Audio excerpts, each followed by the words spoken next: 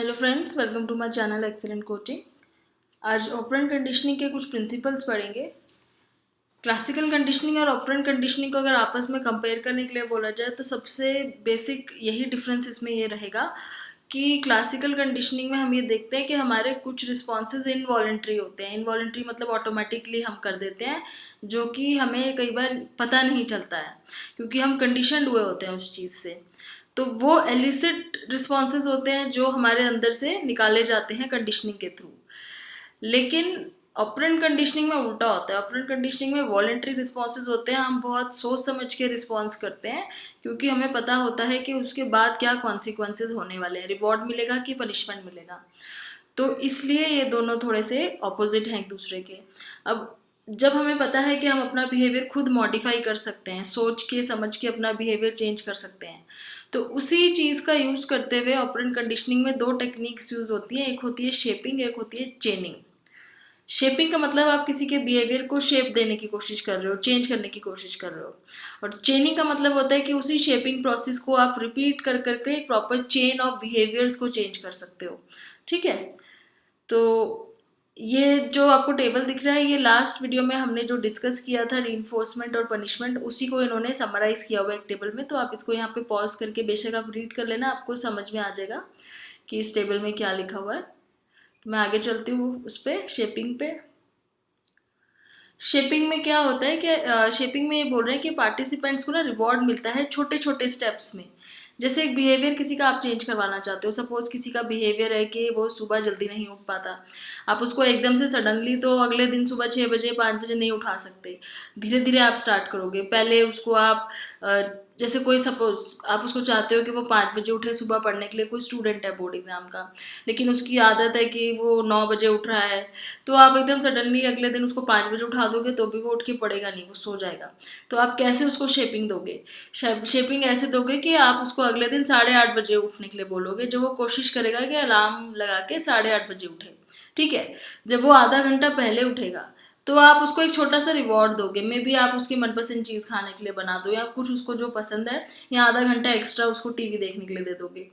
तो एक छोटा रिवॉर्ड मिलेगा एक छोटे स्टेप के लिए, छोटे टारगेट रिस्पॉन्स के लिए। ऐसे ही नेक्स्ट डे आप उसको बोलोगे कि उसे 7:30 उठना है, तो आप उसको 7:30 उठने का फिर और थोड़ा सा रिवॉर्ड दोगे।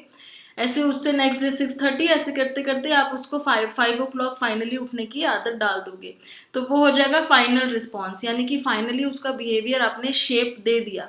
लेकिन आपने कैसे दिया? सक्सेसिव अप्रोक्सीमेशन के साथ। सक्सेसिव अप्रोक्सीमेशन मतलब धीरे धीरे जैसे वो अपना बिहेवियर चेंज करने की तरफ बढ़ रहा था, आप उसको बीच बीच में रिवॉर्ड देते गए ताकि उसको इस चीज़ की आदत पड़ जाए कि अगर मैं अपना बिहेवियर चेंज करूँगा रोज़ थोड़ा थोड़ा करके तो मुझे रिवॉर्ड मिलेगा, और जब फाइनली चेंज हो जाएगा तो मुझे एक बड़ा रिवॉर्ड भी मिल सकता है। यहाँ पे इन्होंने एक एग्जाम्पल बहुत अच्छा दिया हुआ है कि जैसे छोटा बेबी होता है, जब वो बोलना सीखता है तो स्टार्टिंग में वो जैसी मर्जी छोटी मोटी आवाज़ें निकालता है, तो पेरेंट्स उसको इतने अप्रिशिएट करते हैं, उसकी उसकी उसको देख के खुश होते हैं, उसको देख के ताली बजाते हैं। उससे उसको एक तरीके से ना रिवॉर्ड टाइप का मिलता है बच्चे को, कि मैं जब बोलता हूँ तो ये लोग मेरे को देख के खुश होते हैं, तो वो और थोड़ा ज़्यादा बोलने की कोशिश करता है, और धीरे धीरे यही शेपिंग प्रोसेस से वो पूरा बोलना सीख जाता है। तो ये तो हो गया शेपिंग। फिर आता है दूसरा प्रोसेस, चेनिंग। चेनिंग में क्या होता है? चेनिंग में जैसे लिखा हुआ है कि in chaining in which trainers establish a sequence or chain of responses, the last of which leads to a reward.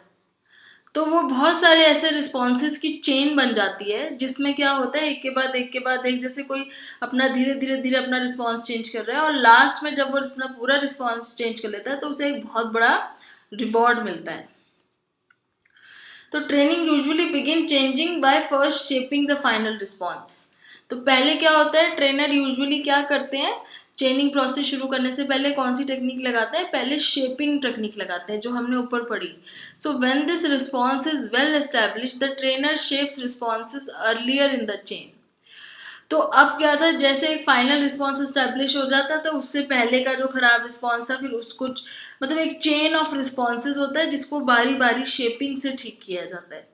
तो चेनिंग का मतलब है कि आप बहुत सारे रिस्पॉन्सेज को, एक मैं यहाँ पे आपको एक एग्जाम्पल दे के बताती हूँ, तब आपको शेपिंग और चेनिंग दोनों समझ में आएगा। जैसे एग्जाम्पल है, When working with a beginning student, a skilled dancer or a ski instructor, कोई स्किल डांस टीचर है या फिर कोई स्की इंस्ट्रक्टर है, वो अपने स्टूडेंट को अगर डांस सिखाना चाह रहा है, ठीक है, वो बिगनर है जिसको कुछ नहीं आता, तो वो शेपिंग टेक्निक यूज़ करेगा। जैसे वो धीरे धीरे उसको बेसिक स्टेप्स सिखाएगा, जैसे ही वो एक स्टेप करेगा वो उसको रिवॉर्ड करेगा।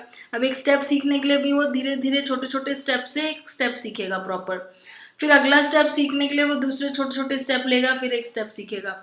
ऐसे करते करते वो उसको हर बारी एक स्टेप सीखने के लिए कुछ रिवॉर्ड देगा। तो वो तो हो गया शेपिंग। और जब वो यही चीज़ हर स्टेप को सिखाने के लिए यूज़ करेगा, सेम प्रोसेस शेपिंग का, तो उसको हम बोलेंगे चेनिंग।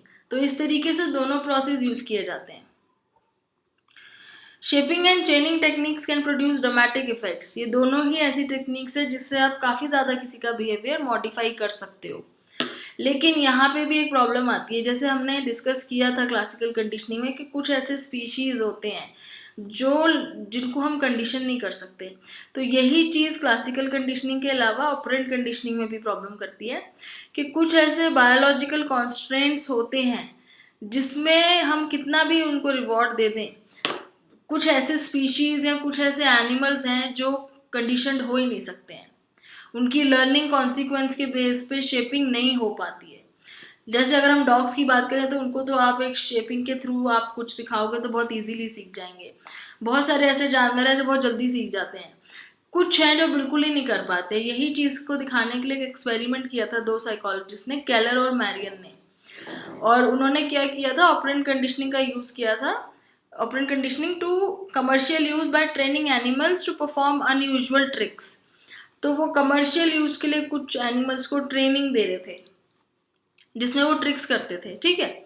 तो उन्होंने क्या किया, उन्होंने शेपिंग टेक्निक यूज़ की ट्रेन करने के लिए चिकन्स को to roll plastic capsules holding prizes.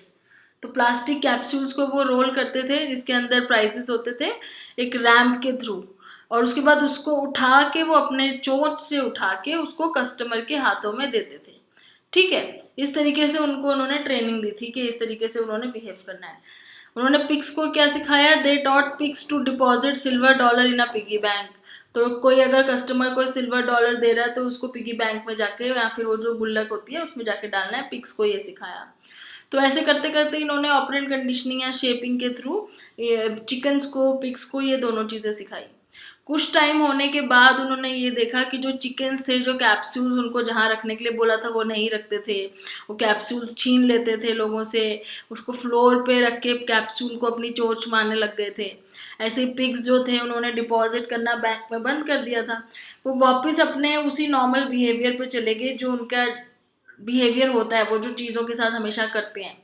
तो जिसको इंस्टिंक्टिव ड्रिफ्ट कहते हैं, कि अपने इंस्टिंक्चुअल बिहेवियर की तरफ चले गए वापस। तो ये क्या था, tendency to return to the type of behaviour they would show under natural condition. तो वो उस बिहेवियर पे वापस चले गए जो वो नेचुरली हर बार करते ही हैं। तो इससे इन्होंने ये प्रूव किया कि हर किसी के हर एनिमल को आप ऑपरेंट कंडीशनिंग या क्लासिकल कंडीशनिंग नहीं कर सकते हो आप, क्योंकि कुछ ऐसे स्पीशीज़ हैं जो सिर्फ अपने इंस्टिंक्चुअल बिहेवियर पे ही काम करते हैं। फिर आता है role of reward of delay in impulsiveness and procrastination, कि अगर आप रिवॉर्ड देना डिले कर दो, थोड़ा लेट कर दो, तो उससे क्या फ़र्क पड़ेगा इम्पल्सिवनेस पे। इम्पल्सिवनेस मतलब जिनको बहुत जल्दी होती है कि रिवॉर्ड मिल जाए, जैसे वो कुछ करें उन्हें रिवॉर्ड मिलना चाहिए। प्रोक्रेस्टिनेशन मतलब जो बहुत ढीले होते हैं, जो सोचते हैं कल करेंगे। तो ये जो दो अलग अलग टाइप के लोग हैं उन पर क्या असर पड़ेगा अगर आप उनको रिवॉर्ड देने में थोड़ा लेट करोगे, ठीक है। तो ऑपरेंट कंडीशनिंग ये कह रही है कि usually proceed faster as the magnitude of the reward that follows each response increases. जैसे ही आप अब रिवॉर्ड का साइज बड़ा कर दो तो कंडीशनिंग बहुत जल्दी होती है। ऑब्वियसली आपको पता है किसी चीज़ के लिए आपको बड़ा रिवॉर्ड मिलेगा तो आप जल्दी सीखोगे, छोटा रिवॉर्ड मिलेगा तो आप कम सीखोगे, धीरे सीखोगे। ऐसे ही अगर आप किसी रिवॉर्ड को डिले कर दो तो उससे क्या होता है, आपने बोला कि जब रिस्पॉन्स होगा उसके सडनली बाद रिवॉर्ड मिल जाएगा, उसका क्या अलग फ़र्क पड़ेगा अगर आप उसको 1-2 दिन बाद दोगे रिवॉर्ड। तो the amount of time elapses before the reward is delivered. तो ये क्या मतलब है इसका रिवॉर्ड डिले का, कि कितना टाइम निकल जाता है रिवॉर्ड देने से पहले। So in general longer delay produce poor level of performance. Generally ये देखा गया है कि आप जितना रिवॉर्ड डिले करोगे उतना लोग पुअर परफॉर्म करेंगे, क्योंकि उनके अंदर इतनी पेशेंस नहीं होती है कि 4 दिन बाद कोई रिवॉर्ड मिल रहा है तो उसके लिए वो परफॉर्म करें। तो एक स्टडी है, स्टडी बाय कैपेल्डी, कि examine how reward delay affected running behaviour in 2 groups of rats के ऊपर इन्होंने किया था। Although both groups received the same amount and quality of food on each trial, one group received the reward immediately and other group received after 10 second delay. ज़्यादा delay नहीं था, सिर्फ 10 seconds का। 2 ग्रुप्स थे, एक ग्रुप को तो उसी टाइम मिल रहा था, सेम फूड था दोनों को देने के लिए, एक को तो उसी टाइम रिवॉर्ड दे रहे थे जैसे ही वो रिस्पॉन्स देते थे, दूसरे ग्रुप को 10 सेकेंड बाद दे रहे थे। तो क्या हुआ, subjects in the immediate reward group perform better than the subjects in the delayed group. वही हुआ जो हमने ऊपर पढ़ा कि जिसको आपने लेट रिवॉर्ड दिया वो इतना अच्छा परफॉर्म नहीं कर रहे थे। इसका मतलब ये है कि हमें रिवॉर्ड लेने के लिए हमें हमारे अंदर पेशेंस नहीं होती है, हमें उसी टाइम रिवॉर्ड चाहिए होता है, अदरवाइज हम बिहेवियर अपना सस्टेन नहीं करते हैं। Effect of reward delay is also evident in humans. यही चीज़ ह्यूमन्स में भी है, रैट्स में स्टडी हुई थी पर ह्यूमन्स में भी देखा गया ये चीज़। चिल्ड्रन, जैसे बच्चों को आपने देखा है कि आप उनको जितना जल्दी रिवॉर्ड देने के लिए बोलोगे वो उतनी जल्दी खुश होते हैं, उनको उसी टाइम स्टार चाहिए होता है, उनको उसी टाइम चॉकलेट्स चाहिए होती हैं। So children will often choose smaller and immediate reward. अब आप एक बड़े से कंपेयर करो, एक छोटे से कंपेयर करो। बड़े बच्चे को आप बोलोगे कि आपको मैं थोड़ा लेट दूंगा रिवॉर्ड लेकिन ज़्यादा बड़ा दूंगा, छोटे बच्चे को आप यही सेम चीज़ बोलोगे कि जल्दी चाहिए तो छोटा रिवॉर्ड मिलेगा, बड़ा चाहिए तो लेट रुकना पड़ेगा।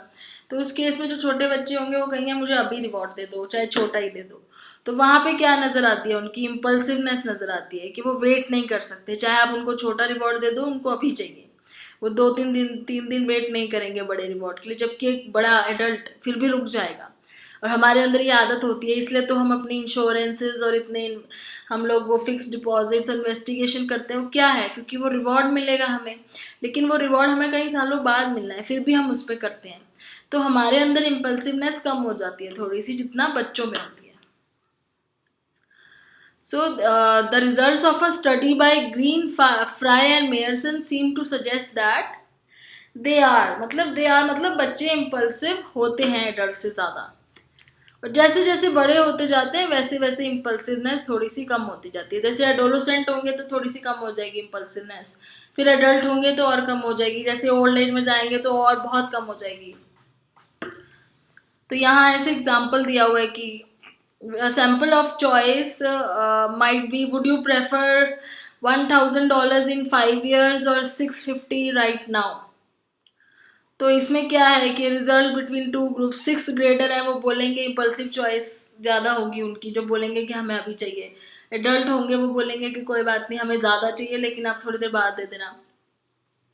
स्मोकर्स और जो हैवी ड्रिंकर्स होते हैं वो क्या होता है, उनको भी एक इमीडिएट प्लेजर चाहिए होता है। वो ये नहीं सोचते कि हम स्मोकिंग करके अपनी बॉडी को कितना नुकसान कर रहे हैं या कंज्यूम करके अल्कोहल, लेकिन उनको एक इम्पल्सिवनेस होती है, इमीडिएट रिवॉर्ड चाहिए होता है, बाद का नुकसान उनको नहीं इतना ज़्यादा इम्पोर्टेंट लगता। So is it possible to counteract the powerful effect of reward delay? क्या इस चीज़ को हम काउंटरैक्ट कर सकते हैं, रोक सकते हैं?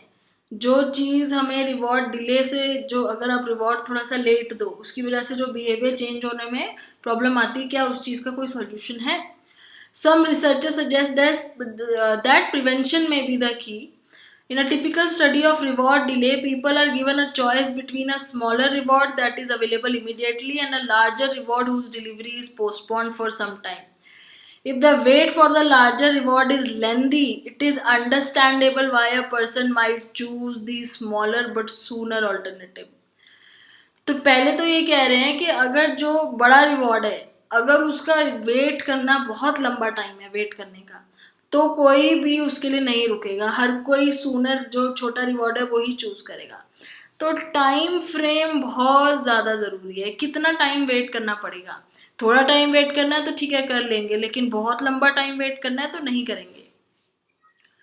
So however, if the time frame is shifted so that the smaller reward is still available before the larger one, but access to both rewards is relatively far off in future.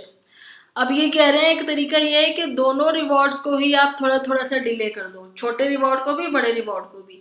जो छोटा reward है उसको भी थोड़ा सा time लगेगा, बड़े reward को उससे थोड़ा सा और, मतलब दोनों को ही डिले कर दो और दोनों में गैप थोड़ा कम कर दो, उस केस में क्या होगा? तो उस केस में तो ऑब्वियसली आप कहोगे जब वेट करना ही है तो बड़ा रिवॉर्ड लेंगे। तो ये तो बहुत ही कॉमन सेंस की बात है कि आपको कोई चीज़ सस्ते में मिल रही है लेकिन उसके लिए भी आपको एक दिन का वेट करना है। कोई चीज़ महंगी, कोई चीज़ अच्छी चीज़, क्वालिटी की चीज़ मिल रही है लेकिन उसके लिए आपको एक दिन और रुकना है, तो आप कहोगे वेट करना ही है तो 2 दिन रुक जाते हैं, उस टाइप से। So when both rewards options are relatively distant, people tend to be more rational.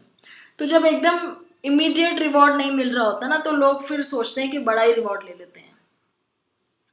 ठीक है, तो ये एक तरीका है, बोल रहे हैं कि हम टाइम फ्रेम को कंट्रोल कर सकते हैं। फिर एक जो दूसरी चीज की बात हो रही थी, प्रोक्रेस्टिनेशन। प्रोक्रेस्टिनेशन मतलब अगले दिन पे टाल देते हैं, जैसे लोग कल करेंगे, परसों करेंगे, काम अभी नहीं करना है। तो उसको कैसे आप कंट्रोल करोगे? The process underlying impulsive behaviour also seem to describe another way of behaviour you may be familiar with, procrastination, tendency to put off until tomorrow what we should do today. So consider the choice of procrastinator must take. They must decide between performing a smaller, less effortful task and tackling a larger, more effortful task. अब इस case में क्या होता है, आप किसी ऐसे person को चॉइस दो कि आपने अगर आज करोगे तो कम काम करना पड़ेगा, कल करोगे तो ज़्यादा काम करना पड़ेगा, तो कौन सा करना है? तो यूजुअली आपको यही देखने को मिलेगा कि वो कहेगा मैं ज़्यादा करना होगा, कोई बात नहीं, मैं कल कर दूंगा। तो प्रोक्रास्टिनेशन जिन जिन लोगों के अंदर बहुत ज़्यादा होता है, वो डिले करने में ज़्यादा उनको अच्छा लगता है, बेशक काम बढ़ जाए। आपने देखा है क्लास में जैसे बच्चे नोट स्टार्टिंग में नहीं बनाते हैं, पढ़ते नहीं हैं, एग्जाम में स्टार्ट करते हैं जब उनको बहुत ज़्यादा ही बर्डन पड़ जाता है। So people animal often choose the more delayed alternative even when it leads to more work. ठीक है। So in a recent study, Mazur placed pigeons in a situation where they chose between two courses of action, both of which led to the same amount of food reinforcement. They could choose to perform relatively easy tasks right away or to perform more difficult tasks they could put off for a little while. Which option did they choose? Surprisingly, most pigeons choose to procrastinate, despite the fact that procrastination led to more work for the same amount of reward. Although these results seem counterintuitive in many respects, they do not seem to provide an accurate reflection. तो pigeons के ऊपर study करी हुई है कि अगर उनको उन्होंने बोला, 2 टास्क दिए थे कि कुछ चीज़ें उठा के रखनी है ऊपर, तो अगर आज करेंगे तो वो कम 8 होंगी, कल करेंगे तो 30 होंगी, ऐसे। तो कौन सी करी उन्होंने? ज़्यादातर पिजन्स ने क्या किया कि वो उन्होंने 30 वाला ऑप्शन ज़्यादा चूज़ किया। तो आई डोंट थिंक कि पिजन्स के ऊपर किया हुआ इतना ज़्यादा हम बोल सकते हैं कि ह्यूमंस के साथ मैच करेगा, क्योंकि काफ़ी लोग ऐसे होते हैं जो ये चीज़ कैलकुलेट कर लेते हैं कि आज करेंगे तो हमें कम करना पड़ेगा, तो हमें आज कर लेना चाहिए। तो अभी इसी बेस पे एक टॉपिक आपका आएगा, schedule of reinforcement. Schedule of reinforcement, जिसमें ये बताया गया कि आपको रीइंफोर्समेंट कैसे शेड्यूल करना चाहिए, कब कब किस टाइम पे देना चाहिए, कितनी बार देना चाहिए। तो 2 चीज़ों पे बेस होगा, एक तो कितनी बार देना चाहिए और कितनी देर बाद, कितने कितने टाइम गैप के बाद। तो ये टॉपिक हम नेक्स्ट वीडियो में फिर डिस्कस करते हैं। ठीक है, थैंक्स फॉर वॉचिंग।